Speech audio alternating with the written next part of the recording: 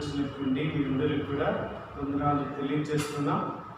ఈ యొక్క మంచి సమయంలో ఈ పునరుత్థాన దినాన దేవుని సన్నిధిలో ఉండేటువంటి మంచి భాగ్యాన్ని దేవుడు మనకి ఇచ్చినందుకు దేవునికి మనం లెక్కలేనటువంటి కృతజ్ఞతలు వందనాలు చెల్లించబద్ధమై ఉన్నాం. ప్రియులారా, ఈ సమయంలో ఈ యొక్క లాక్డౌన్ జరుగుతూ ఉండగా దేవుడు మనల్ని ప్రేమించి ఈ యొక్క మీడియా ద్వారా ఈ రీతిగా దేవుని యొక్క వాక్యం పంచుకోవడానికి మీ ముందు నిలబడటానికి దేవుడు ఇచ్చినటువంటి మహాకృపను బట్టి నేను దేవునికి వందనాలు తెలియజేస్తున్నాను. ఈ యొక్క సమయంలో దేవుని యొక్క వాక్యాన్ని మనం ధ్యానం చేస్తాం. దేవుని యొక్క వాక్యం చాలా శ్రేష్టమైనది. ఈ లోకంలో అన్నిటికంటే కూడా ప్రాముఖ్యమైనది దేవుని యొక్క వాక్యమే. వాక్యం, ఒక వ్యక్తి వాక్యం ద్వారా బ్రతుకుతాడు. అందుకని దేవుడు చెప్పాడు కదా, ఒకడు రొట్టె వల్ల మాత్రం కాదు కానీ దేవుని నోటి నుంచి వచ్చిన ప్రతి మాట వలన బ్రతుకుతాడు. క్రైస్తవుడు అంటే అర్థం ఏంటంటే దేవుని మాటను బట్టి బ్రతికేవాడు, దేవుని కొరకు బ్రతికేవాడు, దేవుని యొక్క నిమిత్తం బ్రతికేవాడు, దేవుని మహింపరచడానికి తన జీవితాన్ని అంకితంగా చేసుకునేటువంటి వాడని మనం చెప్పుకోవచ్చు. ఈ యొక్క సమయంలో దేవుడు మనం ప్రతిసారి కూడా దేవుడు దేవుడు దేవుడు దేవుడు లేకపోతే మన జీవితానికి విలువ కానీ అర్థం కానీ ఏమాత్రం కూడా ఉండవు. ఈ సమయంలో నేను చెప్పబోయేటువంటి అంశం ఏంటంటే దేవుడు ఏం కాదు, వాట్ గాడ్ ఈస్ నాట్. దేవుడు ఏం కాడో ఒక 12 విషయాలు మీ గమనానికి తీసుకురావాలని ఆశపడుతున్నాను. దేవుడు ఏం కాదు. దేవుడు ఈ లోకంలో వ్యత్యాసం ఈనాడు మనిషికి తెలియలేకుండా ఉండటం అనేది విచారకరమైనటువంటి సంఘటన. దేవుడు ఏం కాడో మనం చూద్దాం. చాలాసార్లు పొరపాటు పడిపోయి ఈనాడు మానవుడు జ్ఞానం ఉన్నా, తెలివి ఉన్నా, లేకపోతే నాలెడ్జ్ ఉన్నా సరే, పరిశీలన చేసేటువంటి జ్ఞానం ఉన్నా దేవుని యొక్క కూర్చున్నటువంటి ఆలోచన చేయటానికి తన జ్ఞానము గుడ్డిదైపోతుంది, లేకపోతే తను గుడ్డివాడుగా ప్రవర్తిస్తున్నాడు. దేవుడు కానిటువంటి పరిస్థితులన్నింటినీ కూడా ఎవరు కాదు, ఎవరు దేవుడు అనేటువంటి ఆలోచన చేసేటువంటి జ్ఞానంలోనికి మనిషి లేకుండా ఉండటం అనేది విచారకరమైంది. అందులో మొట్టమొదటిగా దేవుడు ఏం కాడో నేను జ్ఞాపకం చేస్తాను. మొదటిగా అపోస్తలుల కార్యములు 17వ అధ్యాయము 25వ వచనాన్ని మనం చదువుకుందాం. 17వ అధ్యాయము 25వ వచనం. ఆయన అందరికిని జీవమును ఊపిరిని సమస్తమును దయచేవాడు గనుక తనకు ఏదైనా కొదువు ఉన్నట్టు మనుషుల చేతులతో సేవింపబడువాడు కాడు.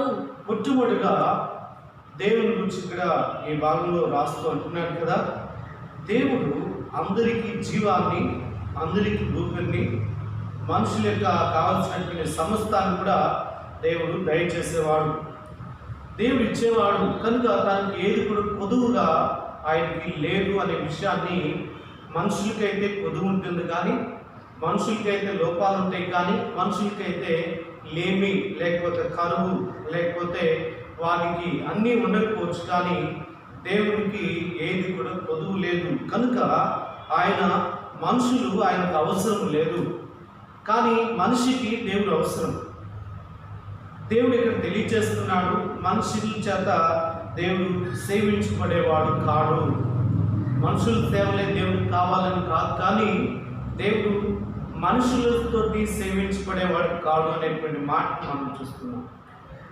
మనుషుల చేత దేవుడు సేవించబడడు. కనుక దేవునికి మనిషి అవసరం కానీ, దేవునికి మనసు అవసరం కాదు. కానీ ఇక్కడ మనిషికి తప్పకుండా ఆయన జీవాన్ని ఇచ్చేవాడు, ఊపిరినిచ్చేవాడు, సమస్తం ఇచ్చేటువంటి దేవుడు, కానీ ఆయన మనిషికి అవసరం ప్రియుడా. అందుకని ఇక్కడ రాస్తున్నాడు, తనకి కొదువైనట్లుగా మనుషుల చేత సేవించబడేవాడు కాదు, అంటే మనుషుల చేత చేయబడేవాడు కాదు. దేవుడు ఎప్పుడు కూడా మనుషుల చేత చేయబడేవాడు కాదు. మనం ఆలోచన చేయండి, మనం ఆరాధిస్తున్నాం, భక్తిగా ఉన్నాం, ఎంతో శ్రద్ధగా దేవుని పూజ చేస్తున్నాం, నిత్యం చేస్తున్నాం. మనం చేస్తున్నటువంటి దేవుడు మనుషులు చేసినటువంటి దేవుడా, లేకపోతే మనం జ్ఞానంతో ఆలోచన చేయవలసినటువంటి అవసరం ఉంది. దేవుడు మనుషుల చేత సేవించబడేవాడు కాదు అనేటువంటి మాట. మనుషుల చేత చేయబడేవాడు కాదు, మనుషుల చేత సేవించబడేటువంటి వాడు కాదు అనేటువంటి విషయం లేఖనం స్పష్టంగా తెలియజేస్తుంది. రెండవ మాటలో జ్ఞాపకం చేస్తాను. అపోస్తలుల కార్యములు 17వ అధ్యాయము 27వ వచనంలోనే మరియు యావత్ భూమి మీద కాపురం ఉండుటకు ఆయన ఒకని నుండి ప్రతి జాతి మనుషులను సృష్టించి వారు ఒకవేళ దేవునిని తనులాడి కనుగొనునేమో అని తన్ను వెదుకు నిమిత్తము నిర్ణయ కాలము వారి నివాస స్థలముల యొక్క పొలిమేరలను ఏర్పరచెను. ఆయన మనలో ఎవరికి దూరముగా ఉండువాడు కాడు. ఆయన మనలో ఎవరికి దూరంగా ఉండేవాడు కాడు. ఇక్కడ ఒకరి నుండి మనుషులందరూ కూడా సృష్టించను అనేటువంటి మాట మనం చూస్తాం. ఆలోచన చేయండి. ఒకరి నుండి మనుషులందరినీ తీసుకొచ్చాడా దేవుడు? ఎవరి నుండి తీసుకొచ్చాడు, ఎలా చేశాడు అనేది మనం ఆలోచన చేస్తే మనకు అర్థమవుతుంది. దేవుని యొక్క మానవుని సృష్టించడంలో ఉన్నటువంటి ఉద్దేశం ఇక్కడ రాస్తున్నాడు.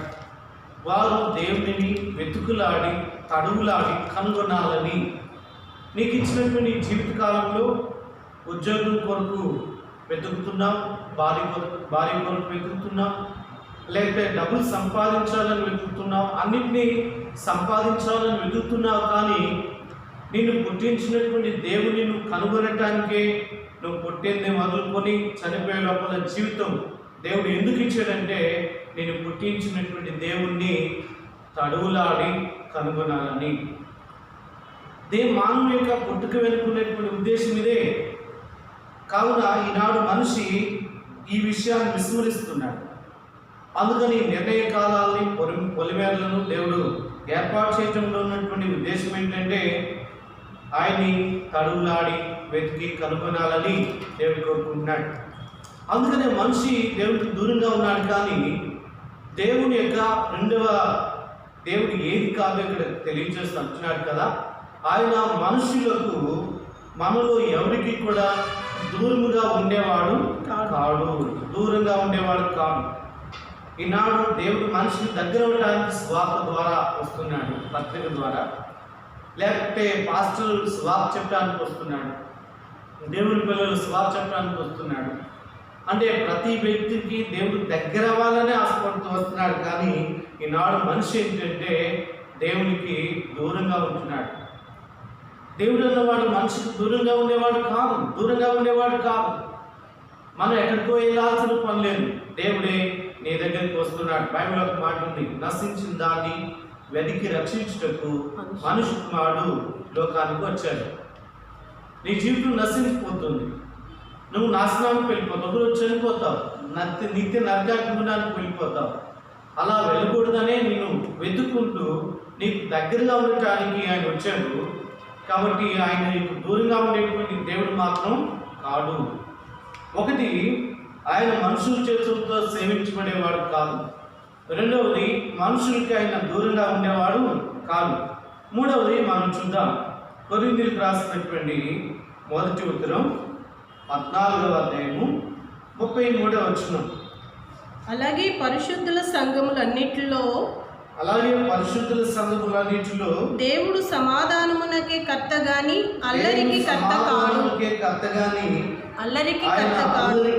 కర్త కాడు. ఈ లోకంలో దేవుడి పేరిట చాలా అల్లర్లు జరుగుతున్నాయి, గొడవలు జరుగుతున్నాయి, కొట్లాటలు జరుగుతున్నాయి, గోలగోలగా చేసేటువంటి పరిస్థితులని, గందరగోళం చేసేటువంటి సిచ్యువేషన్స్ ఎన్నో చూస్తున్నాం. కానీ దేవుడైతే ఆయన అల్లరిని సృష్టించినటువంటి వాడు కాదు. కర్త అంటే సృష్టించిన వాడు. ఆయన అల్లరికి కర్త కాడు. ఆయన అల్లరి చేసేటువంటి వాడు కాదు. బైబిల్ గ్రంథం స్పష్టంగా తెలియజేస్తుంది, ఆయన అల్లరి చేసేవాడు కాదు. ఈ అల్లరిని ఇష్టపడేవాడు కాదు. చూడండి, ఆయన వ్యక్తిత్వాన్ని చూస్తే ఆయన ఏమి ఇష్టపడతాడు? మానవుడు క్రమశిక్షణ కలిగిన వాడిగా ఉండాలని కోరుకుంటాడు. వాళ్ళు చేసే వ్యక్తిగా ఉండకూడదు. దేవుని ఆరాధన అల్లరిగా ఉండకూడదు. అది సమస్తం కూడా క్రమంగా మర్యాదగా జరగనివ్వడని బైబిల్లో తెలియజేసిన వాడిగా ఉన్నాడు. ఆయన అల్లరికి కర్త కాడు. ప్రియులారా గమనించండి. 4వదిగా మనం చూద్దాము. యోబు గ్రంథం 9వ అధ్యాయము 32వ వచనం. యోబు గ్రంథం 9వ అధ్యాయము 32వ వచనం. ఆయన నావలే నరుడు కాడు. యోబు అన్నాడు, యోబు భక్తుడు అన్నాడు కదా, ఆయన దేవుడైనటువంటి ఆయన నాలాగా నేనైతే నరుణ్ణి. ఆయన ఎలాంటి వాడంటే ఆయన నరుడు కాడు. ఈనాడు మనుషుల్ని ఏమనుకుంటున్నారని బైబిల్ తెలియజేస్తుందంటే, దేవుడి గురించి ఆలోచన చేస్తూ మనిషి ఇలా అనుకుంటాడు. ఎలా అనుకుంటాడు? కేవలం దేవుడు కూడా నా వంటి వాడేరా అనుకుంటాడు. కీర్తన గ్రంథంలో ఆ మాట మనం చూస్తాం. కీర్తన గ్రంథం 51వ కీర్తన దయచేసి చూద్దాం. కీర్తన గ్రంథం 51వ కీర్తనలో ఒక చక్కని మాటను మనం చదువుకుంటాం. 50వ కీర్తన క్షమించండి 50వ కీర్తన. దేవుడు అంటున్నాడు కదా, 21వ వచనం. ఇట్టి పనులు నీవు చేసినను నేను మౌనంగా ఉన్నాను. ఏ పనులు చేసినా అందుకు నేను దేవుని మాటలు వెనక్కి త్రోసివేసిన, దొంగను చూసినప్పుడు ఆ దొంగతో ఏకీవించిన, వ్యభిచారం చేసే వాళ్ళతో నువ్వు సహవాసం చేసిన, కీడు చెయ్యాలని నువ్వు నోరు తెరుస్తున్నా, నీ నాలుక కపటంగా మాట్లాడుతున్నా, నీవు కూర్చుండి ఇతరుల మీద నీ సహోదరుని మీద సాధ్యలు చెప్తున్నా, నీ తల్లి కుమారుని మీద అభినందనలు మోపుచున్నా, ఇట్టి పనులు నీవు చేసినా నీకేం కాలేదు. నేను మౌనంగా ఉన్నాను. అందుకు నేను కేవలం నీ వంటి వాడనని నీవు అనుకుంటేవి. చూసారండి?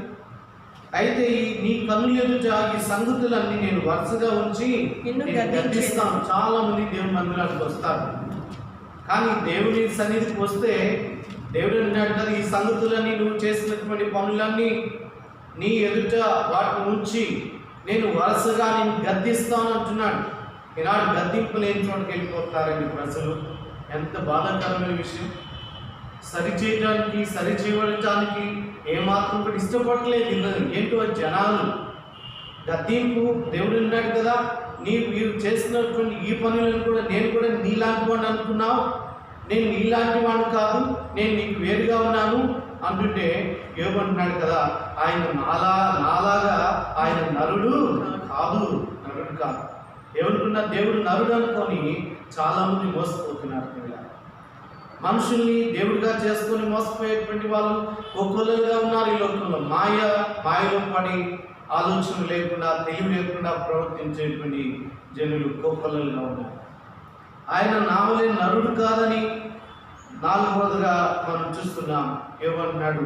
ఆయన నావలే నరుడు కాదు. వరుసగా ఉంచి ఆయన గద్దించేవాడు, ఆయన ఇంటి సంగతులను గద్దించేవాడు. లోబడకపోతే అక్కడ అంటాడు కదా, చీల్చివేస్తాననే మాట కూడా ఉపయోగించినటువంటి వాడుగా మనం చూస్తాం. 5వది హెబ్రీయులకు రాసిన పత్రిక 6వ అధ్యాయం 10వ వచనం. మీరు చేసిన కార్యమును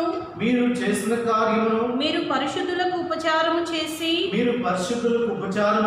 ఇంకను ఉపచారము చేయుచుండుట చేత తన నామమును బట్టి చూపిన ప్రేమను మీరు చూపించినటువంటి ప్రేమను మరుచుటకు దేవుడు అన్యాయస్తుడు కాదు. దేవుడు అన్యాయస్తుడు కాదు. ఆలోచన చేయండి. దేవుడు అంటే ఎవరు అనుకున్నావు? అన్యాయం చేసేవాడు కాదు. ఆయన అన్యాయం చేసేవాడు కాదు. అన్యాయం చేసేవాడు దేవుడు కాదు. అన్యాయంగా ఆలోచన చేసేవాడు, అక్రమం చేసేటువంటి వాడు, లేకపోతే తను స్వకీయంగా ఆలోచన చేసుకునేటువంటి వాడు దేవుడు అన్యాయం చేయటం. యోబు గ్రంథంలో ఏంటంటాడు? దేవుడు అన్యాయం చేయటం అసంభవము. ఆయన ఇష్టంలోనే లేదు అన్యాయం చేయటం అనేటువంటి మాట. ఆయనకు అన్యాయం చేయటం అంటే ఇష్టం కానిటువంటి పదం అది.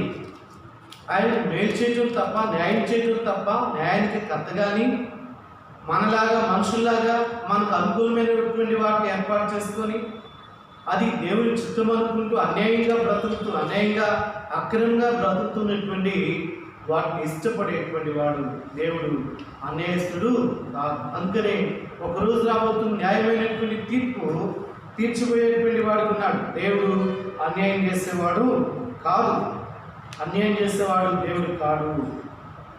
ఆరవదిగా దినవృత్తాంతాలు 2వ గ్రంథము 19వ అధ్యాయం 7వ వచనాన్ని మనం చూస్తాం. యెహోవా భయము మీ మీద ఉండును గాక. యెహోవా భయము మీ మీద ఉండును గాక. హెచ్చరికగా నుండి తీర్పు తీర్చుడి. మన దేవుడైన యెహోవా యందు దౌష్ట్యము లేదు. ఆయన పక్షపాతి కాడు. చూడండి, పక్షపాతం అంటే ఒకళ్ళేమో హైట్లో ఉంచడం, ఒకళ్ళేమో డౌన్ చేయడం, ఒకరిని ప్రేమించడం, ఒకరిని ద్వేషించడం. దీని ఏమంటారంటే పక్షపాతం అంటారు. కాబట్టి మానవులందరి మీద దేవుడు ఎట్లాంటి వాడు ఉన్నాడంటే, మన దేవుడు ఎలాంటి వాడంటే పక్షపాతం చూపించేవాడు కాదు. అందుకనే దేవుడు అందరికీ దేవుడని బైబిల్ తెలియజేస్తుంది. పిల్లలు, గాలి అందరికీ, వర్షము అందరికీ, ఎండ అందరికీ, ఆహారము అందరికీ, వస్త్రాలు అందరికీ, కూడు అందరికీ, గుడ్డ అందరికీ కావలసినటువంటి వాటిని దేవుడు సమకూరుస్తూనే ఉన్నాడు. ఈ విషయాలు ఏమాత్రం కూడా పక్షపాతం చూపించడం లేదు. అందుకనే ఆయన గురించి రాబడినటువంటి మాట, ఆయన పక్షపాతి కాడు. లూకాసు వార్తలో ఇంకొక మాట మీ గమనానికి తీసుకురావాలని నేను ఆశపడుతున్నాను. రండి, బైబిల్ గ్రంథంలో లూకాసు వార్త 6వ అధ్యాయము. దేవుడు అంటున్నాడు కదా, 35వ వచనం, మీరైతే ఎట్టి వాటిని కూర్చొని నిరాశ చేసుకునగా మీ శత్రువులను ప్రేమించండి, మేలు చేయండి, అప్పు ఇయ్యండి, ఇప్పుడు మీ ఫలం గొప్పదవుతుంది. చూడండి, దేవుడు చెప్తున్నాడు, మీ శత్రువులను మీరు ప్రేమించండి. ఈ లోకంలో ఉన్నటువంటి వాళ్ళు ఎవరు కూడా శత్రువులను సంహరించండి, చంపండి అని చెప్పిన వాళ్ళు ఉన్నారు. కానీ నీ మేలు కోరుకునేటువంటి వ్యక్తిని ప్రేమించమని చెప్పినటువంటి వాడు దేవుడే. ఇది దైవ స్వభావం, ఇది దేవుని యొక్క ఔన్నత్యమైనటువంటి గుణం. ఆయన అంటున్నాడు కదా, మీరు సర్వోన్నతిని కొడుకులై ఉంటారు. ఆయన కృతజ్ఞత లేని వారి ఎడల, దుష్టుల ఎడల ఆయన ఉపకారం చేసినటువంటి వాడు. చూడండి, కృతజ్ఞత లేని వారి ఎడల కూడా ఆయన ఉపకారం చేసినటువంటి వాడు, దుష్టుల ఎడల ఆయన ఉపకారం చేసినటువంటి వాడే. మత్తయి సువార్తలో ఇంకొక భాగాన్ని మీ గమనానికి తీసుకురావాలని ఆశపడుతున్నాను. మత్తయి సువార్త 5వ అధ్యాయంలో నేను 45వ వచనం చదువుతున్నాను. ఆయన చెడ్డవారి మీదను మంచివారి మీదను సూర్యుని ఉదయింపజేసి. అంటే చెడ్డవారి మీద సూర్యుడు వస్తున్నాడు, మంచివారి మీద కూడా సూర్యుడు వస్తున్నాడు, నీతిమంతుల మీదను అనీతిమంతుల మీదను వర్షము కురిపిస్తున్నాడు. నీతిమంతుల మీద వర్షం పడుతుంది, నీతి లేని వారి మీద కూడా వర్షం పడుతుంది. అంటే ఇక్కడ దేవుడు ఏమాత్రం కూడా పక్షపాతం చూపించడం లేదు. కరోనా అందరికీ వస్తుంది. ఎవరైతే దాని దగ్గరికి వెళ్తారో, ఎవరైతే కలిగిన వారి దగ్గరికి అటాచ్మెంట్ కలిగి ఉంటారో వాళ్ళందరికీ పక్షపాతం లేకుండా కరోనా అనేటువంటి వ్యాధి కూడా విజృంభిస్తున్నట్లుగా మనం చూస్తున్నాం. పిల్లలు, దేవుడు పక్షపాతం చూపించేవాడు కాదు. మానవుకునేటువంటి పక్షపాత బుద్ధి కులమును బట్టి, రంగును బట్టి, భాషను బట్టి, ప్రాంతాలను బట్టి వెలుసు బుద్ధి, ఇది దేవునికి ఏమాత్రం కూడా లేదు. ఆయన పక్షపాతం చూపించేవాడు కాదు. ఇకపోతే 7వదిగా సంఖ్యాకాండం 23వ అధ్యాయము 19వ వచనం, దేవుడు అబద్ధమాడుటకు ఆయన మానవుడు కాడు. ఆయన మానవుడు చాలా సార్లు దేవుని గురించి అభిప్రాయం తప్పుగా ఉండదు.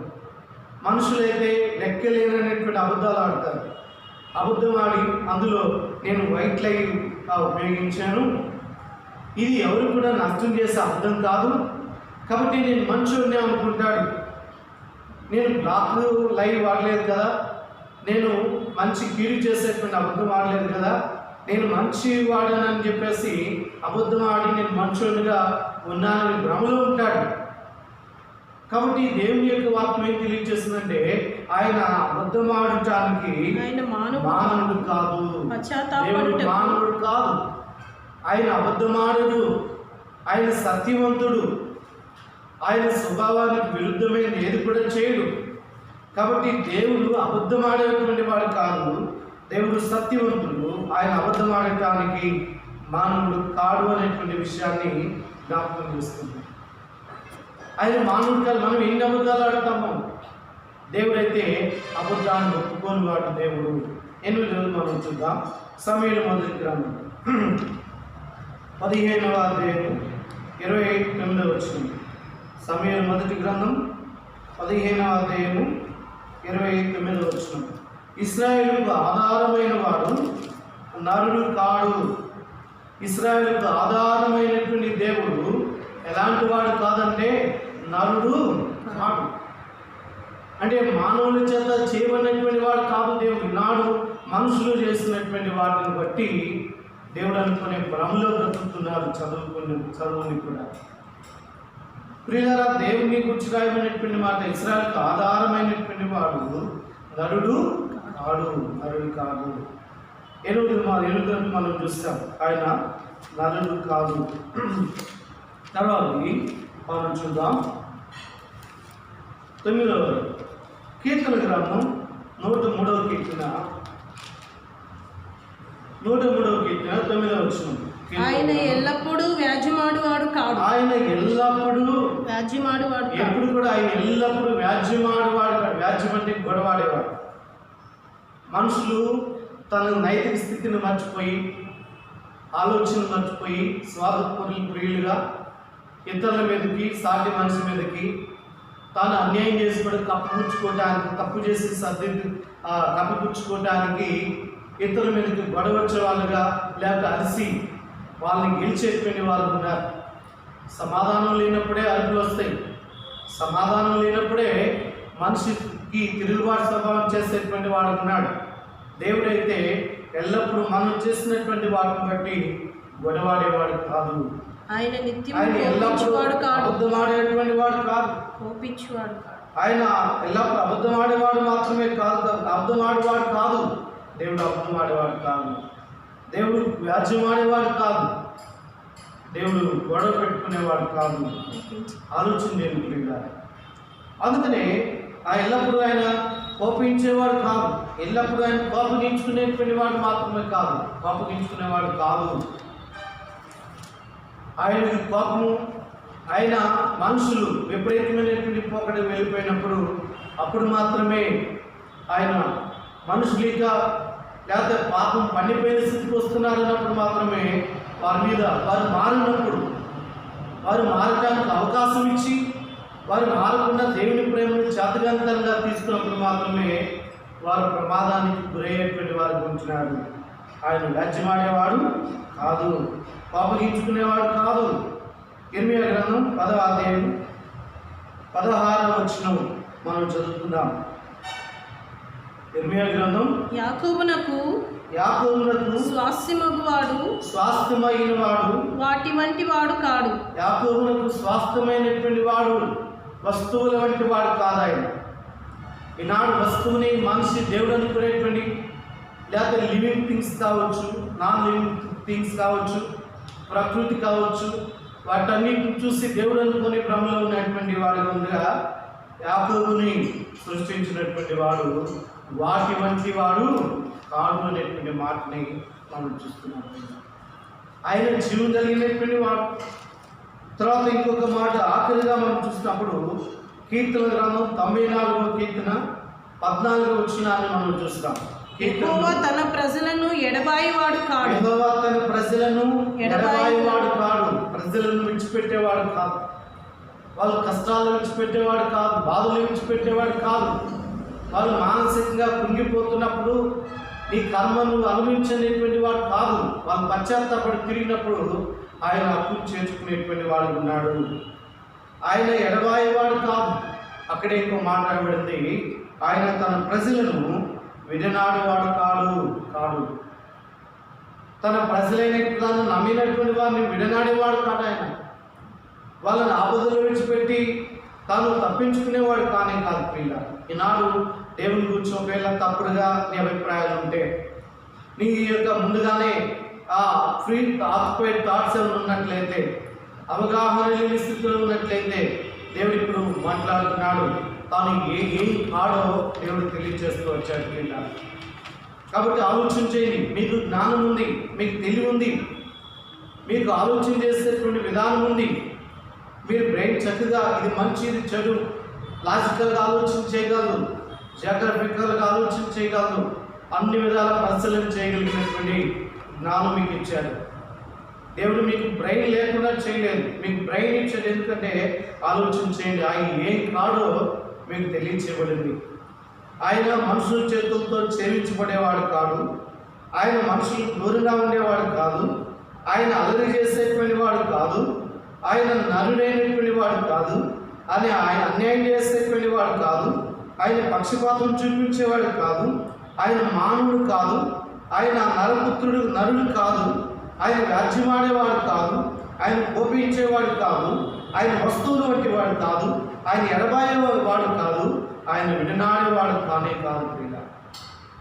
ఒకవేళ ఈ అనుభవం వెళ్ళిపోతున్నప్పుడు నేను ఆదుకుంటానికి దేవుడు అని సిద్ధంగా ఉన్నాడు. మనుషులైతే ఇవన్నీ కలిగి ఉంటారు, కానీ దేవుడు మనుషులకు వేరుగా ఉన్నాడు, దేవుడు సృష్టికి వేరుగా ఉన్నాడు. అందుకనే నీ కొరికి లోకానికి వచ్చావు. నువ్వు పాపంలో జీవించావు, పాపంలో పుడుతున్నావు, పాపంలో జీవిస్తున్నావు. పాపంలోనే చనిపోతే ఈ లోకంలో ఏమి సంపాదించుకున్నావు? నువ్వు చనిపోతే 6 అడుగులే. నువ్వు సంపాదించింది ఏది కూడా నీతో రాదు. నిత్య భయంకరమైనటువంటి నరకాగ్ని గుండం అనేది ఉంది. దాన్ని తప్పించడానికే దేవుడు మానవుడికి వచ్చాడు, పాపం లేనివాడికి వచ్చాడు. నీవు నేనైతే ఇవన్నీ కలిగి ఉన్నాం, కానీ ఆయన మనకు వేరుగా ఉన్నాడు. మనమైతే ఇవన్నీ కలిగి ఉన్నాం, ఆయన మనలాంటి వాడు కాదు, మనకు వేరుగా ఉన్నవాడు.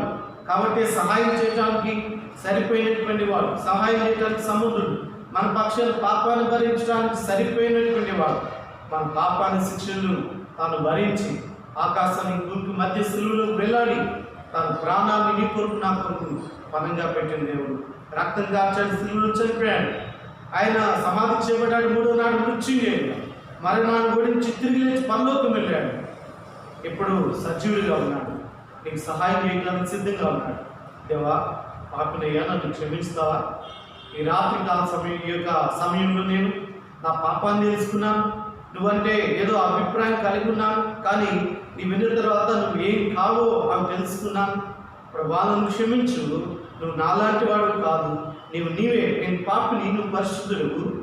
పావన రక్తంలో కడిగి నన్ను కూడా నీలాగా చేయి ప్రభా. నరకం నుంచి తప్పించి నిత్య రాజ్యాన్ని నాకు దయచేయి ప్రభా అని ప్రార్థన చేయి. దేవుడిని చేయడానికి సిద్ధంగా ఉన్నాడు, నేను కడగడానికి సిద్ధంగా ఉన్నాడు, నేను తన విడిగా చేసుకోవడానికి సిద్ధంగా ఉన్నాడు.